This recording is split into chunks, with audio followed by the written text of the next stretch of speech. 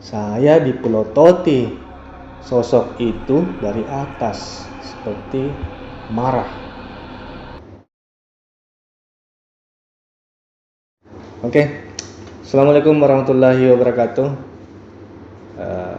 Hai semua viewers Memori Lama. Saat ini saya diberi kesempatan untuk bercerita pengalaman mistis yang saya alami di salah satu kampus swasta di Kota Makassar. Kemarin saya melihat video yang membahas tentang kisah atau pengalaman mistis yang berada di salah satu bagian dari kampus Unismu Makassar. Saya dihubungi oleh pemilik dari akun atau YouTube channel dari Memori Lama untuk sedikit memberikan pengalaman mistis atau mungkin menambahkan informasi-informasi terkait dengan sosok yang ada di salah satu gedung di universitas tersebut. Dan saya juga pernah mengalami sekitar tahun 2007 atau 2008. Pada masa itu saya masih berkuliah di kampus itu. Ada banyak hal yang saya alami. Akan tetapi pada saat itu saya belum mendapatkan kesempatan untuk berbicara khususnya di depan kamera atau untuk dipublikasikan. Saya hanya menceritakan secara dari teman ke teman saja, dan itu hanya bersifat pembicaraan yang pengisi waktu saja. Akan tetapi karena ada permintaan untuk menceritakan itu secara lebih detail, maka saya akan menceritakan itu.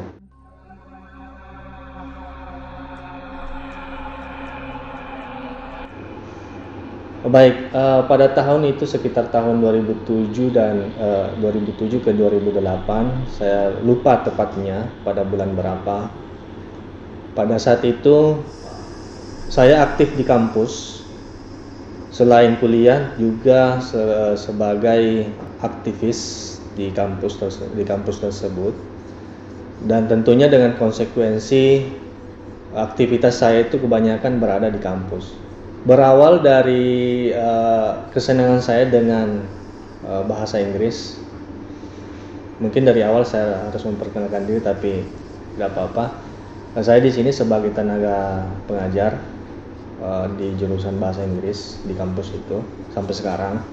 Pada saat itu senior saya atau mentor saya itu mempunyai program yaitu seperti English Corner, di mana kegiatan itu dilakukan pada malam hari setelah sholat maghrib hingga tengah malam.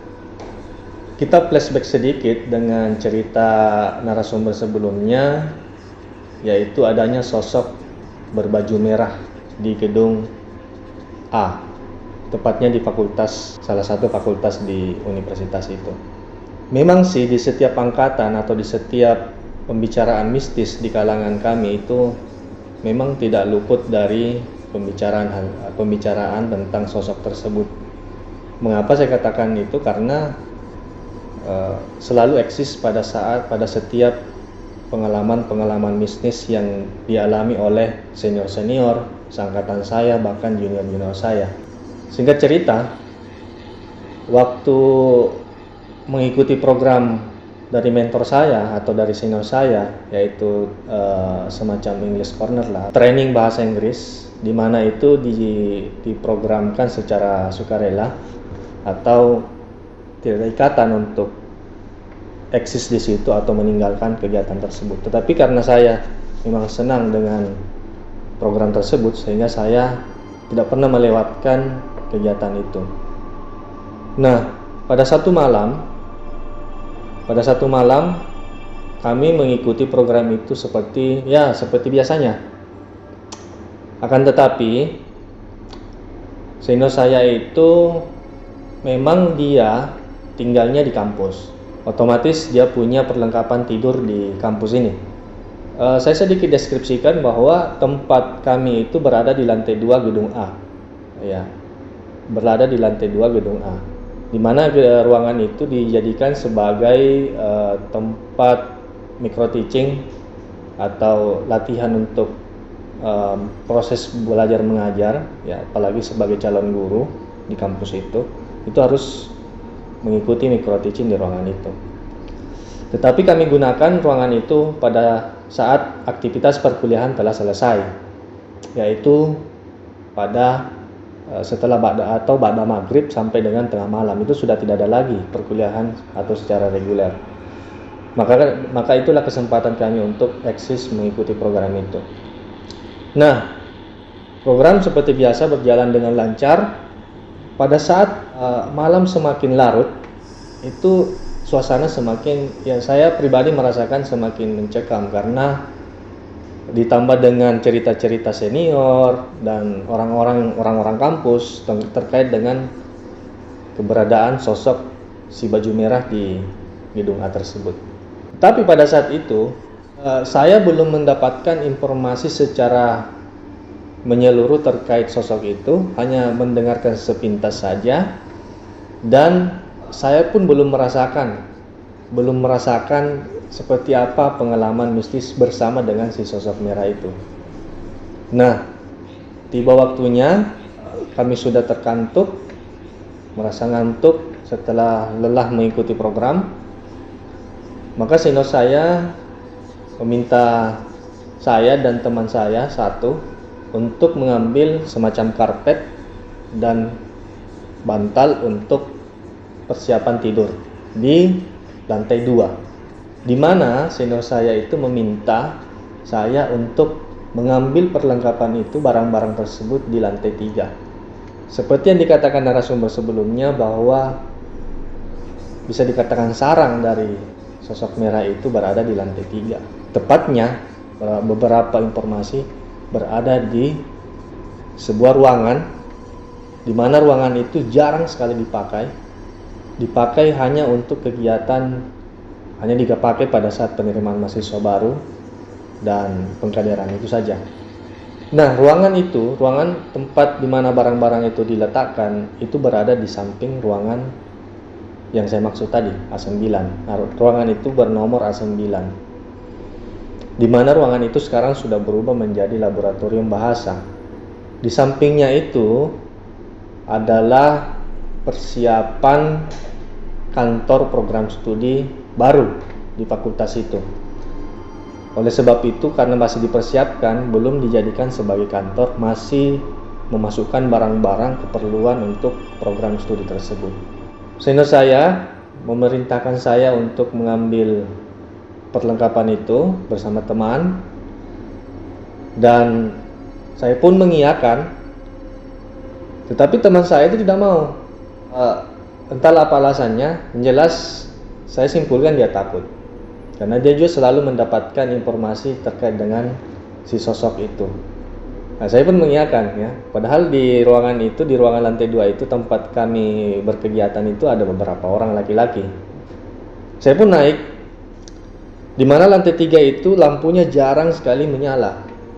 Kenapa? Karena ada persoalan, karena memang jarang ada aktivitas di atas, di lantai 3, dan juga saklar-saklar di sana itu selalu trouble, kadang nyala, kadang tidak, gitu kan. Nah, kebetulan saya dapat, mungkin sialnya, saklar di sana itu, lampu di sana itu tidak nyala sama sekali. Nah, akhirnya saya naik ke tangga dari lantai 2 ke lantai 3 dan mencari saklar di tembok. Saya dapat, saya pencet on off, tidak nyala. Jadi saya mengambil HP saya untuk dijadikan senter. Saya melewati koridor-koridor dari beberapa ruangan menuju ruangan tempat barang-barang yang diminta oleh mentor saya. Tetapi ruangan tersebut itu saya harus berbelok ke kanan. Sedangkan ruangan yang misterius itu berada di ujung koridor. Jadi pasti saya berhadapan dengan koridor itu. Dan apakah itu karena sugesti saya terkait dengan si sosok tersebut, selalu selalu melihat ada bayangan di depan saya.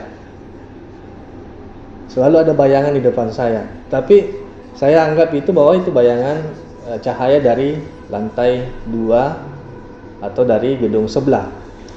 Saya pun mempercepat langkah menuju ruangan tersebut dengan menggenggam kunci dari mentor saya. Ya, maklum karena kunci tersebut adalah kumpulan kunci dari semua ruangan, otomatis kan banyak, ya kan? Nah, saya pun di situ lupa bertanya kepada mentor saya bahwa kunci yang tepat itu yang mana. Akhirnya saya mencoba satu persatu yang menurut saya itu akan sesuai dengan ukuran dari gembok tersebut. Itu menjelang tidur itu sekitar setengah 12 malam dini hari. Jadi saya mencoba, akhirnya singkat cerita, akhirnya terbuka gembok pintu pertama trali. Nah, pintu kedua lagi. Ya, saya coba lagi sambil melihat di ujung mata saya seperti ada sosok yang mengintip begitu dari sudut tembok ruangan A9 itu dengan ruangan yang saya ingin masuki. Akhirnya terbuka. Alhamdulillah waktu itu lampu ruangan itu bagus menyala. Cepat cari saklarnya, saya nyalakan, trek. Nah, saya cari lagi barang yang dimaksud itu. Ternyata barangnya itu ada di dalam lemari. Akhirnya saya mencoba lagi membuka lemari tersebut, dan ternyata sebelumnya saya ingat pada saat itu, pada ruangan itu saya baru ingat bahwa ternyata ada salah satu mahasiswa atau anak UKM di kampus tersebut pernah mengalami pengalaman mistis di mana benda-benda yang ada di tempat itu bergerak. Seperti guci-guci, seperti apa lagi? Ya seperti itulah. Karena seni rupa kan ada beberapa benda-benda seperti itu. Itu katanya bergerak. Saya lirik kiri kanan, bergerak atau tidak ini. Tapi cepat ambil barang tersebut dan saya cabut. Kemudian saya matikan lagi lampu. Sudah matikan lampu itu saya sudah merasa bulu kuduk saya itu sudah merinding. Pipi seperti ini dipres. Seperti ini. Cepat kunci lagi. Kemudian beberapa langkah pas koridor yang sejajar dengan ruangan tersebut A9. Itu saya tidak tahu kenapa lutut saya, kaki saya susah sekali melangkah. Dan terasa seperti saya berada di sebuah kerumunan, banyak orang, bagaimana ya, berdesakan ya, mau melangkah tapi tertahan oleh tubuh orang lain, badan orang lain. Seperti itu yang saya rasakan, seperti terapit gitu. Ditambah dengan bulu kuduk yang biasanya kan kalau bulu kuduk kita berdiri atau merinding cepat ya begitu ya, berlalu sepintas, tapi ini merinding terus. Saya lirik kiri kanan ke belakang, seperti itu saja, ada bayangan, wallahu a'lam siapalah gitu ya. Tapi kenapa? Ini heran ini saya sangat heran mengapa saya susah sekali melangkah, padahal jarak dari tempat saya berdiri ke tangga itu menuju lantai 2 itu tidak kurang dari 20 meter. Sedangkan koridor waktu itu tidak ada penghalang seperti kursi atau meja yang ditumpuk di situ, tidak ada, kosong melompong. Dan saya seperti tertahan, seperti apa ya? Kalau kita mau jalan tapi ditahan dulu untuk tidak beranjak. Seperti itu yang saya rasakan sambil menggenggam bantal dan karpet itu. Saya teringat membaca Ayatul Kursi dan pelengkapnya. Saya baca terus itu, istighfar dan seterusnya. Akhirnya sedikit demi sedikit saya bisa melangkah. Saya bisa melangkah menuju tangga tersebut. Keringat dingin jangan lagi ditanyakan. Sampai teman saya ketika saya turun ke lantai 2, membawa barang itu. Ternyata teman saya menunggu di situ. Dan ternyata yang saya tambahkan ini, dari tadi teman saya berteriak memanggil nama saya. Bagaimana di atas? Kan kita bisa mendengarkan kan, saya lantai 2 ke 3 itu kan kalau kita teriak kan pasti bisa didengar. Tapi saya tidak pernah mendengar suara teman saya berteriak. Walau alam ya, kenapa bisa? Padahal apalagi sunyi kan, logikanya kalau sunyi suara batuk pun kita dengar, apalagi kalau sengaja memanggil nama seseorang. Kamu lama, senior, sudah 2 kali kesini tanyakan kamu kenapa belum turun-turun. Nah, saya tidak mau panjang lebar di depan ruangan. Saya pun bergegas masuk ke dalam ruangan. Mentor saya itu lihat, pucat ya. Kamu kok pucat? Keringat dingin lagi. Dia pegang tangan saya, keringat dingin lagi. Kamu kenapa? Saya bilang, ya biasalah kak. Bilang, oh gitu. Ya saya pun pernah mengalami. Setelah malam itu, oke, semua sudah selesai. Setelah itu kami tidur, matikan lampu dan tidak ada lagi yang terjadi.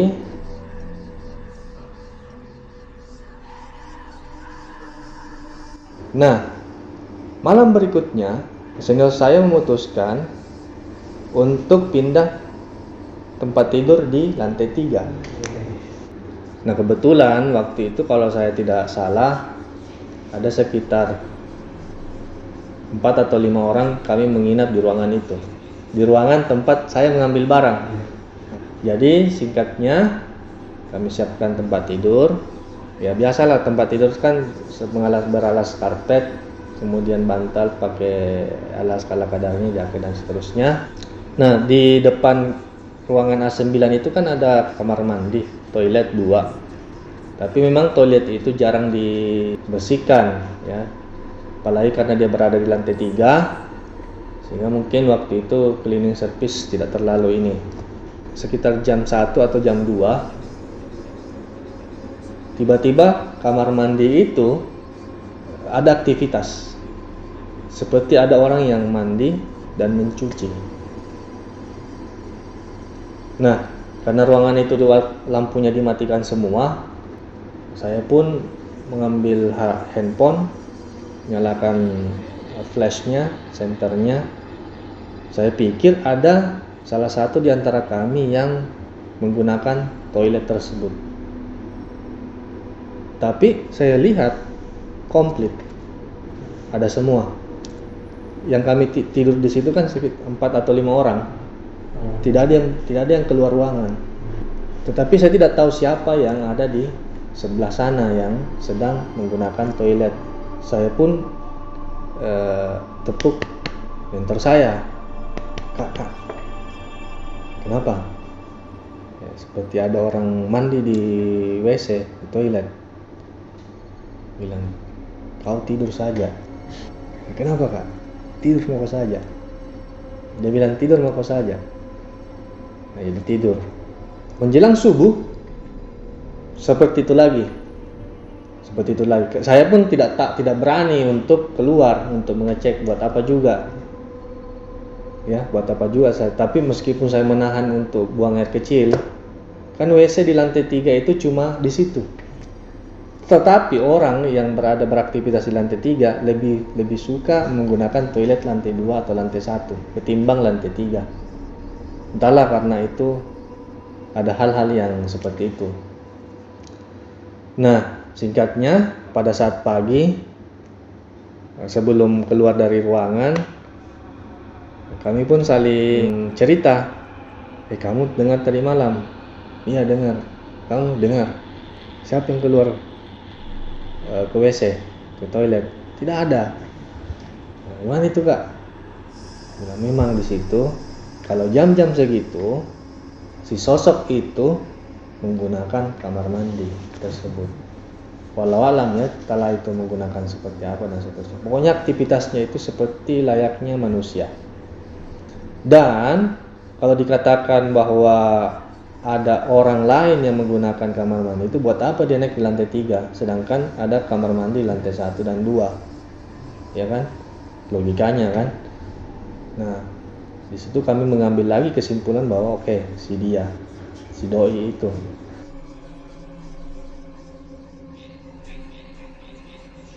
Beberapa hari kemudian ada cleaning service, di mana cleaning service itu memang aktivitasnya adalah membersihkan dari lantai ke lantai. Dia lebih ekstrim karena dia melihat benda itu melayang di kelas di A9 itu. Kalau dia menyapu, dia melihat penghapus itu menempel di papan tulis menghapus. Dan karena seringnya si cleaning service ini mengalami itu, dia sudah cuek. Pokoknya dia cuma bertugas membersihkan ruangan, selesai itu cabut. Apapun aktivitas si sosok itu, dia tidak peduli lagi karena saking seringnya. Makanya saya katakan memang dia sangat populer.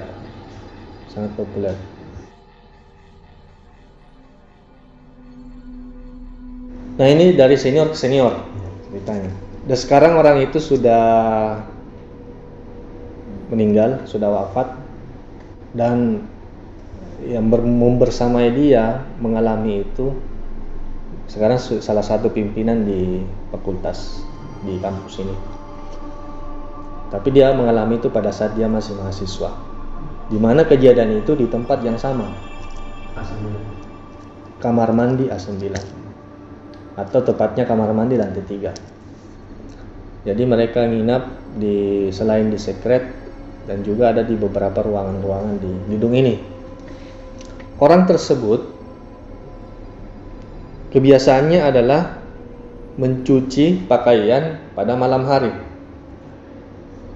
Kebiasaan dia. Tapi kebetulan dia menggunakan kamar mandi yang ada di lantai 3. Biasanya hanya di lantai 1 atau di lantai yang lain atau di gedung lain. Mungkin karena persoalan air atau apa, saya tidak tahu. Tapi yang saya dapat ceritanya itu dia juga mengalami gangguan, diganggu, diberikan pengalaman pada saat dia asik mencuci pakaiannya di toilet tersebut, di kamar mandi tersebut. Tiba-tiba dari belakang dia apa sih istilahnya, dicolek seperti ini, colek, dan dia pikir teman dia yang mencolek atau mengganggu. Jadi dia sedikit berbicara, ya kenapa kau toh apa tuh, tapi tidak ada respon.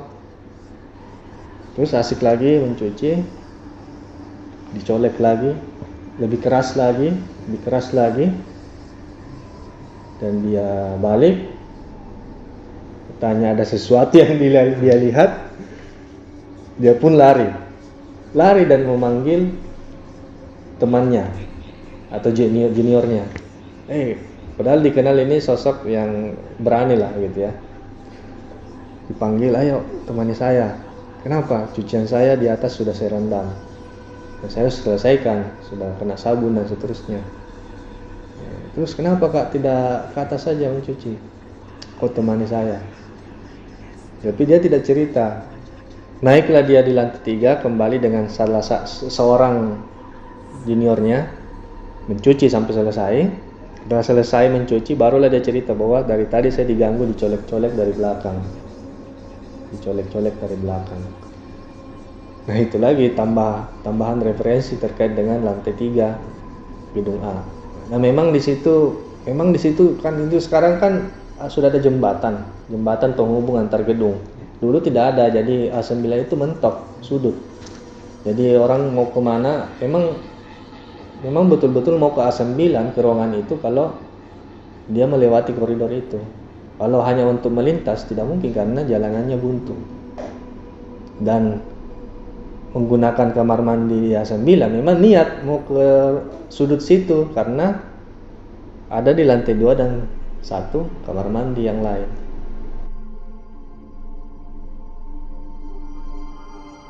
Jadi ada lagi pengalaman yang lain, itu yang dialami oleh orang lain. Tetapi ini sudah tidak berada pada tahun 2000-an, 90-an, tetapi sudah mengarah ke arah tahun 2010, 10 ke atas, ya 2011-12.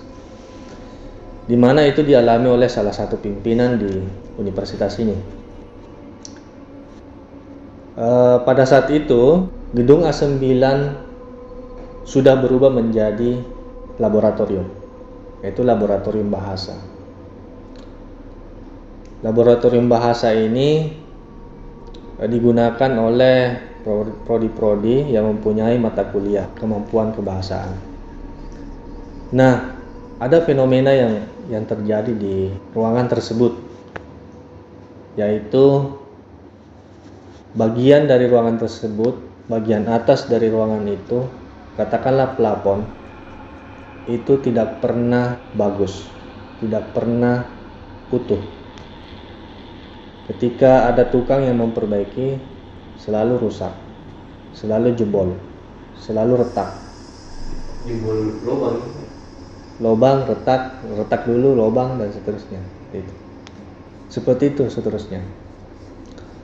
Dikatakan hewan yang merusak, ya mungkin saja, tetapi menurut tukang yang memperbaiki itu, ini bukan rusak karena hewan. Kalau hewan yang merusakkan ada jejak-jejak ininya kan. Tapi ini ada sesuatu yang aneh memang. Nah, singkat cerita, ruangan tersebut akan dikunjungi oleh tim dari nasional. Ya mungkin pada saat itu ada urusan akreditasi atau apa. Pimpinan fakultas itu pada saat itu mengatakan mengapa bagian atas atau plafon dari ruangan itu tidak pernah bagus, tidak pernah beres. Mengapa? Apa kendalanya? Nah, pengelola laboratorium tersebut mengatakan bahwa kami sudah selalu memperbaiki, tapi kita tidak tahu kenapa selalu rusak. Nah, akhirnya pimpinan fakultas ini mengunjungi tempat itu, mendatangi ruangan bekas A9. Kemudian dia melihat bagian itu. Nah, itu dia menunjuk ke atas, itu belum bagus. Yang lain sudah oke, ini yang belum bagus, ini kelihatannya kayak cacat begitu. Nah, sambil berjalan, menunjuk dan berjalan menuju di bawah dari lubang itu, plafon itu, tiba-tiba dia terdiam, membuang muka, dan bergegas keluar dari ruangan. Bergegas keluar dari ruangan itu. Yang orang lain pasti heran kenapa beliau ini tiba-tiba keluar, tiba-tiba meninggalkan ruangan setelah melihat lubang itu. Jadi singkatnya, mereka mengikuti beliau hingga ke ruangannya, ke ruangan pimpinan. Mereka memberanikan diri menanyakan, maaf Pak, kenapa, ada masalah, mohon maaf, dan seterusnya. Singkatnya, beliau mengatakan, itu tidak usah diperbaiki, begitu saja, ya. Maksudnya seperti itu ya. Memang kenapa Pak? Saya dipelototi sosok itu dari atas, seperti marah. Ciri-cirinya seperti dengan si sosok berbaju merah. Karena memang menurut orang yang dahulu pernah melihat itu, memang dia punya tempat di situ. Dia dari dulu memang di situ. Nah, pengelola lab ini pun connect dengan yang dikatakan oleh pimpinan. Oh iya, memang saya tahu Pak itu. Cuma saya tidak ingin mengatakan, jangan sampai saya dikatakan tidak profesional atau apa, tidak beres dalam bekerja menyelesaikan itu. Karena ada persoalan seperti itu yang mungkin nalar kita mungkin tidak sampai di situ kan. Akhirnya disimpulkan tidak usah, kalau memang tidak mau bagus ya tidak usah, begitu saja. Tetapi pengelola pengelola ini tidak berputus asa. Menurut yang saya dengar, kabar yang saya dengar, beliau itu mengusahakan memindahkan sosok tersebut ke tempat lain di sudut lain dari kampus. Intinya adalah sosok ini tidak ingin meninggalkan kampus, maka boleh bergeser ketika ditempatkan di tempat lain. Dan yang saya dengar kabarnya itu ditempatkan di salah satu gedung sebelah timur dari kampus tersebut. Dan fenomena tersebut berpindah ke aktivitas orang-orang yang ada di gedung itu. Semenjak pindahnya, kebetulan saya juga berkantor di gedung itu.